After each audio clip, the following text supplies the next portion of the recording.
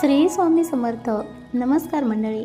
मुलांना चांगले वळण लागण्यासाठी ही प्रार्थना न चुकता मुलांकडून दररोज बोलून घ्या.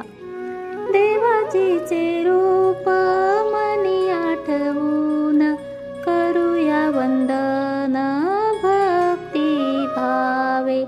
देवाजीच्या पासी मागूया मागणे, चांगले वागणे अंगी यावे. सर्व गुण संपन्न करी बलवान, विद्या हेची धन